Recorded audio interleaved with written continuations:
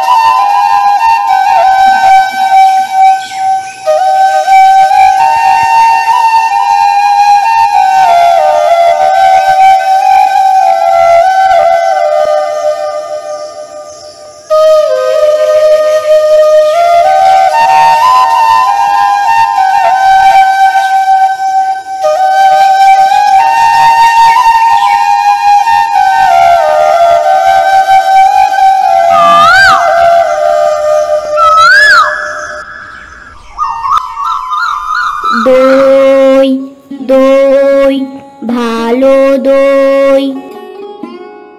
দইওয়ালা দইওয়ালা ও দইওয়ালা, ডাকছো কেন? দই কিনবে? কেমন করে কিনবো, আমার তো পয়সা নেই। কেমন ছেলে তুমি, কিনবে না তো আমার বেলা বইয়ে দাও কেন? আমি যদি তোমার সঙ্গে চলে যেতে পারতুম তো যেতুম। আমার সঙ্গে?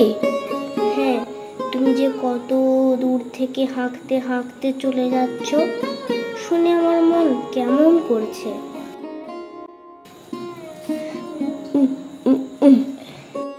বাবা, তুমি এখানে বসে কি করছো? কবিরাজ আমাকে বেরোতে বারণ করেছে, তাই আমি সারাদিন এইখানেই বসে থাকি। আহা বাছা, তোমার কি হয়েছে? আমি জানি নে, আমি তো কিছু পড়িনি, তাই আমি জানি নে আমার কি হয়েছে। দইওয়ালা, তুমি কোথা থেকে আসছো? আমাদের গ্রাম থেকে আসছি। তোমাদের গ্রাম? অনেক দূরে তোমাদের গ্রাম? আমাদের গ্রাম সেই 5 মুড়া পাহাড়ের তলায়, শ্যামলী নদীর ধারে। 5 মুড়া পাহাড়, শ্যামলী নদী? কি জানি, হয়তো তোমাদের গ্রাম দেখেছি, কবে সে আমার মনে পড়ে না। তুমি দেখেছো পাহাড়ের তলায়? কোনোদিন গিয়েছিলে নাকি? না, কোনোদিন যাইনি, কিন্তু আমার মনে হয় যেন আমি দেখেছি। অনেক পুরনো কালের খুব বড় বড় গাছের তলায় তোমাদের গ্রাম, একটি লাল রঙের রাস্তার ধারে, না? ঠিক বলেছো বাবা। সেখানে পাহাড়ের গায়ে সব গরু চড়ে বেড়াচ্ছে। কি আশ্চর্য, ঠিক বলছো, আমাদের গ্রামে গরু চড়ে বই কি, খুব চড়ে। মেয়েরা সব নদী থেকে জল তুলে মাথায় কলসি করে নিয়ে যায়, তাদের লাল শাড়ি পরা। বাহ বাহ, ঠিক কথা, আমাদের সব গয়লাপাড়ার মেয়েরা নদী থেকে জল তুলে তো নিয়ে যাই, তবে কিনা তারা সবাই যে লাল শাড়ি পরে তা নয়। কিন্তু বাবা, তুমি নিশ্চয়ই কোনোদিন সেখানে বেড়াতে গিয়েছিলে? সত্যি বলছি দইওয়ালা, আমি একদিনও যাইনি। কবিরাজ যেদিন আমাকে বাইরে যেতে বলবে, সেদিন তুমি নিয়ে যাবে তোমাদের গ্রামে। যাব বই কি বাবা, খুব নিয়ে যাব।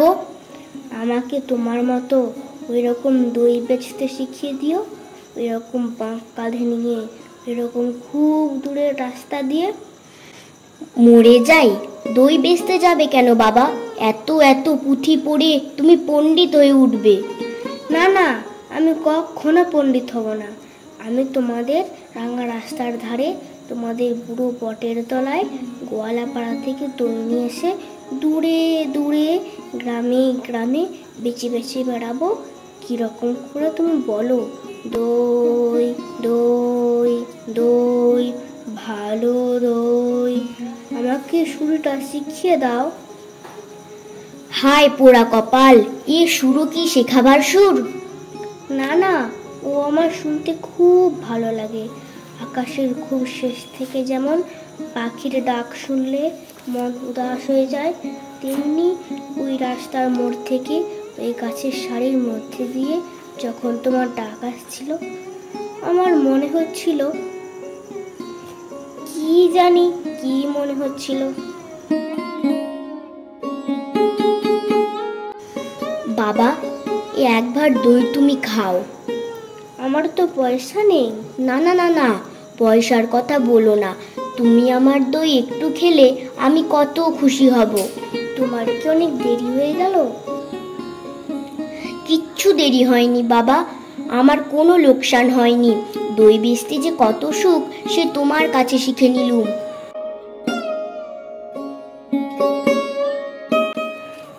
দই দই দই, ভালো দই। সেই পাঁচমুড়া পাহাড়ের তলায় শ্যামলী নদীর ধারে গোয়ালাদের বাড়ির দই। তারা ভোরের বেলায় গাছের তলায় গরু দাঁড় করিয়ে দুধ দই, সন্ধ্যাবেলায় মেয়েরা দই পাতে, সেই দই। দই দই দই, ভালো দই। এই যে রাস্তায় প্রহরী পায়চারি করে বেড়াচ্ছে। প্রহরী প্রহরী, একটিবার শুনে যাও না প্রহরী।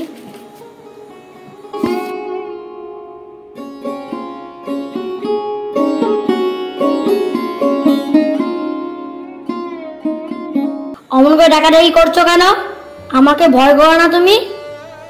কেন? তোমাকে কেন ভয় করব? যদি তোমাকে ধরে নিয়ে যাই? কোথায় ধরে নিয়ে যাবে? অনেক দূরে, ওই পাহাড় পেরিয়ে। একেবারে রাজার কাছে যদি নিয়ে যাই? রাজার কাছে নিয়ে যাও না আমাকে, কিন্তু আমাকে যে কবিরাজ বাইরে যেতে বারণ করেছে। আমাকে কেউ কোথাও ধরে নিয়ে যেতে পারবে না। আমাকে কেবল দিন রাত্রি এখানেই বসে থাকতে হবে।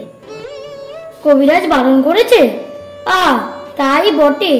তোমার মুখ যেন সাদা হয়ে গেছে, চোখের কোলে কালি পড়েছে, তোমার হাত দুখানিতে শিরাগুলো দেখা যাচ্ছে। তুমি ঘন্টা বাজাবে না প্রহরী? এখনো সময় হয়নি। কেউ বলে সময় বয়ে যাচ্ছে, কেউ বলে সময় হয়নি। আচ্ছা, তুমি ঘন্টা বাজিয়ে দিলেই তো সময় হবে। সে কি হয়? সময় হলে তবে আমি ঘন্টা বাজিয়ে দিই।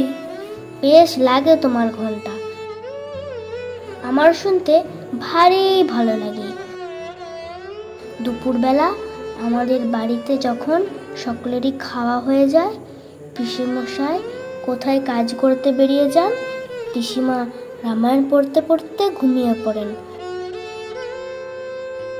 আমাদের খুদে কুকুরটা উঠোনে ওই কোণের ছায়ায় লেজের মধ্যে মুখ গুজে ঘুমোতে থাকে। তখন তোমারই ঘন্টা বাজে, ঢং ঢং ঢং ঢং ঢং ঢং। তোমার ঘন্টা কেন বাজে? ঘন্টা এই কথা সবাইকে বলে। সময় বসে নেই, সময় কেবলই চলে যাচ্ছে। কোথায় চলে যাচ্ছে? কোন দেশে? সে কথা কেউ জানে না। সে দেশ বুঝি কেউ দেখে আসেনি? আমার ভারী ইচ্ছে করছে ওই সময়ের সঙ্গে চলে যাই। যে দেশের কথা কেউ জানে না, সেই অনেক দূরে। সেই দেশে সবাইকে যেতে হবে বাবা। আমাকেও যেতে হবে? হবে বই কি।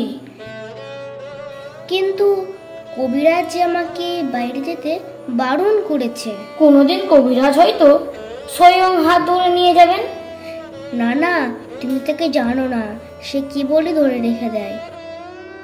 তার চেয়ে ভালো কবিরাজ যিনি আছেন তিনি এসে ছেড়ে দিয়ে যান। আমার সে ভালো কবিরাজ কবে আসবেন? আমার যে আর বসে থাকতে ভালো লাগছে না। অমন কথা বলতে নেই বাবা।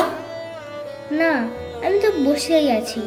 যেখানে আমাকে বসিয়ে রেখেছে সেখান থেকে আমি তো বেরোইনি, কিন্তু তোমার ওই ঘন্টা বাজে ঢং ঢং ঢং, আমার মন কেমন করে। আচ্ছা প্রহরী। কি বাবা? আচ্ছা, ওই যে রাস্তার ওপারের বড় বাড়িতে নিশান উড়িয়ে দিয়েছে, আর ওখানে সব লোকজন কি বলে আসছে যাচ্ছে, ওখানে কি হয়েছে? ওখানে নতুন ডাকঘর বসেছে। ডাকঘর? কার ডাকঘর? ডাকঘর আর কার হবে? রাজার ডাকঘর। এই ছেলেটি বাড়ি মজার। রাজার ডাকঘরে রাজার কাছ থেকে সব চিঠি আসে? আসে বই কি। দেখো কোনোদিন তোমার নামেও চিঠি আসবে। আমার নামেও চিঠি আসবে? আমি ছেলে মানুষ। ছেলে মানুষকে রাজা এত টুকু টুকু ছোট ছোট চিঠি লেখেন? বেশ হবে। আমি কবে চিঠি পাবো? আমাকেও তিনি চিঠি লিখবেন, তুমি কেমন করে জানলে? তা নইলে তিনি ঠিক তোমার এই খোলা জানলার সামনে কত বড় একটা সোনালি রঙের নিচে নুড়ে ডাকঘর খুলতে যাবেন কেন? ছেলেটাকে আমার বেশ লাগছে। আচ্ছা, রাজার কাছ থেকে আমার চিঠি এলে আমাকে কে এনে দেবে? রাজার যে অনেক ডাকঘরও করা আছে, দেখোনি বুকে গোল গোল সোনার তকমা পরে ঘুরে বেড়ায়। আচ্ছা, কোথায় তারা ঘোরে? ঘরে ঘরে দেশে দেশে। এর প্রশ্ন শুনলে হাসি পায়। বড় হলে আমি রাজার ডাক হরকরা হব। হা হা হা। ডাক হরকরা? সে ভারী মস্ত খাত। রোদ নেই, বৃষ্টি নেই, গরিব নেই, বড় মানুষ নেই, সকলেই ঘরে চিঠি বিলি করে বেড়ানো। সে খুব জবর কাজ। তুমি হাসছো কেন? আমার ওই কাজটাই সকলের চেয়ে ভালো লাগছে। না না, তোমার কাজও খুব ভালো। দুপুরবেলা যখন রোদ্দুর ঝাঁ ঝাঁ করে তখন ঘন্টা বাজে ঢং ঢং ঢং। আবার এক একদিন রাত্রে হঠাৎ বিছানায় জেগে উঠে দেখি ঘরে প্রদীপ নিভে গেছে। বাইরের কোনো অন্ধকারের ভিতরে দিয়ে ঘন্টা বাজছে ঢং ঢং ঢং। এই যে মোড়ল আসছে, আমি এবার পালাই। ও যদি দেখতে পায় তোমার সঙ্গে গল্প করছি তাহলে মুশকিল বাঁধাবে। কই মোড়ল? কই কই? ওই যে অনেক দূরে, মাথায় একটা মস্ত গোল পাতার ছাতি। ওকে বুঝি রাজা মোড়ল করে দিয়েছে? আরে না, ও আপনি মোড়লি করে। যে ওকে না মানতে চায় ও তার সঙ্গে দিন রাত্রি এমনি লাগে যে ওকে সকলেই ভয় করে। কেবল সকলের সঙ্গে শত্রুতা করি ও আপনার ব্যবসা চালায়। আজ তবে যাই, আমার কাজ কামাই যাচ্ছে। আমি আবার কাল সকালে এসে তোমাকে সমস্ত শহরের খবর শুনিয়ে যাব।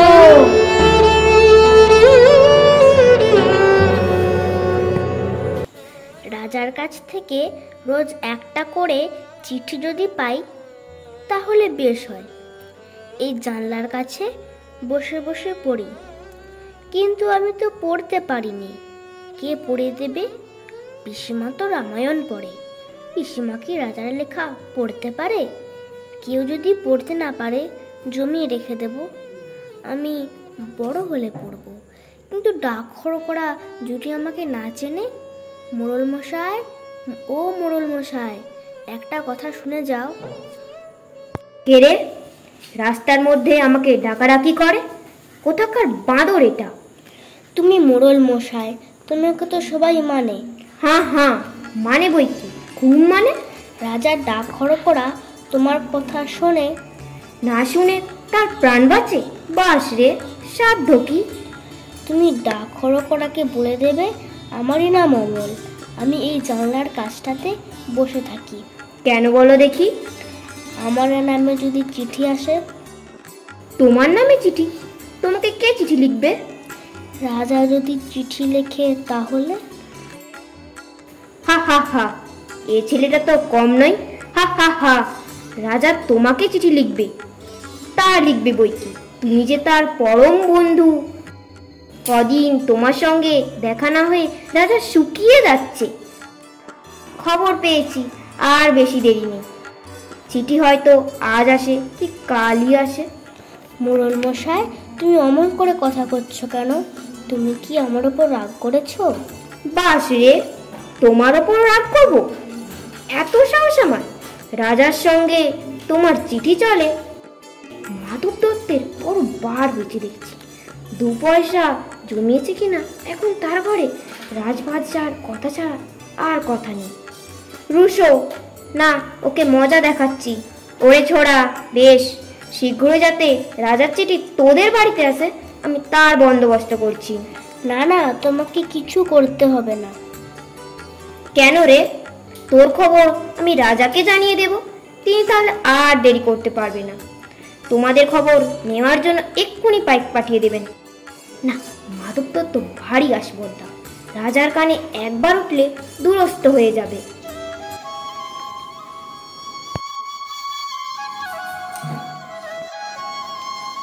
কে তুমি?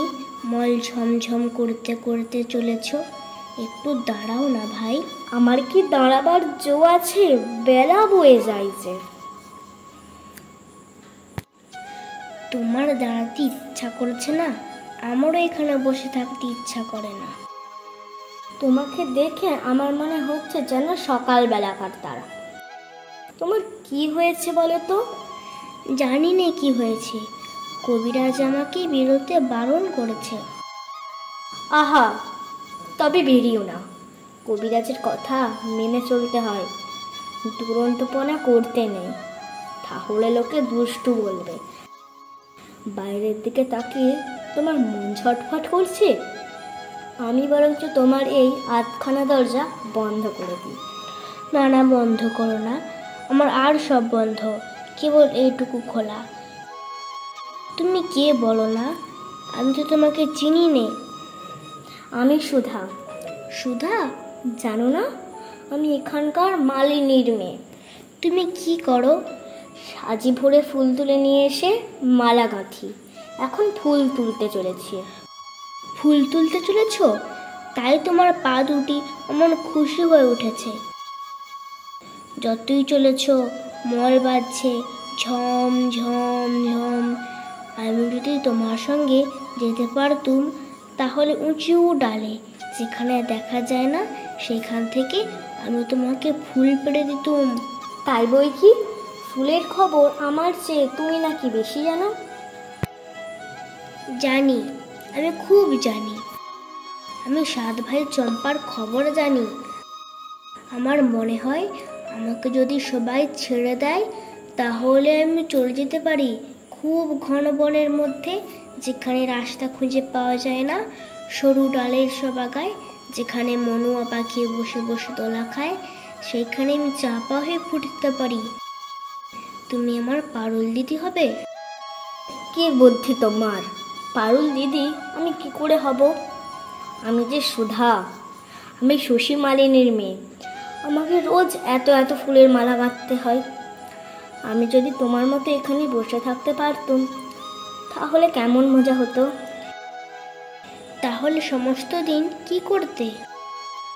আমার বেনে বউ পুতুল আছে, তার বিয়ে দিতুম। আমার টুসি মেনি আছে, তাকে নিয়ে যাই। বেলা বয়ে যাচ্ছে, দেরি হলে আর ফুল থাকবে না। আমার সঙ্গে আর একটু গল্প করো না, আমার খুব ভালো লাগছে। আচ্ছা বেশ, তুমি দুষ্টুমি করো না। লক্ষ্মী ছেলে হয়ে এখানে স্থির হয়ে বসে থাকো। আমি ফুল তুলে ফেরবার পথে তোমার সঙ্গে গল্প করে যাব। আর আমাকে একটু ফুল দিয়ে যাবে? ফুল অমনি কেমন করে দেব? দাম দিতে হবে যে। আমি যখন বড় হব তখন তোমাকে দাম দেব। আমি কাজ খুঁজতে চলে যাব ওই ঝর্ণা পার হয়ে, তখন তোমাকে দাম দিয়ে যাব। আচ্ছা বেশ। তুমি তাহলে ফুল তুলে আসবে? আসবো। আসবে? আসবো। আমাকে ভুলে যাবে না। আমার নাম অমল, মনে থাকবে তোমার? না, ভুলবো না, দেখো মনে থাকবে।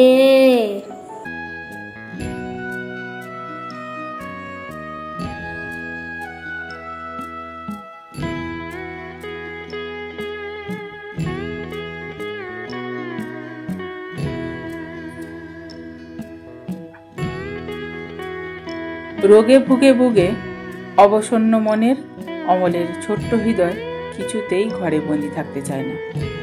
তার বয়সী আর 5টা শিশুর মতো চঞ্চলতা রয়ে গিয়েছে তার মনে।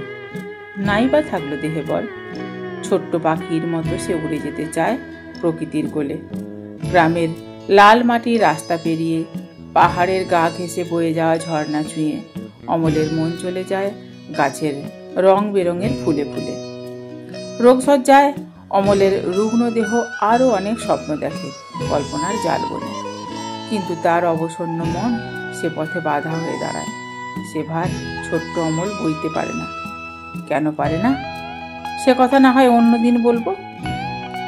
আজকের এই ছোট্ট কলাকুশলীদের আশীর্বাদ করবেন, যাদের জন্য আজ সম্ভব হয়েছে এই সুন্দর নাটকটি। আজ এ পর্যন্তই। নমস্কার, শুভরাত্রি।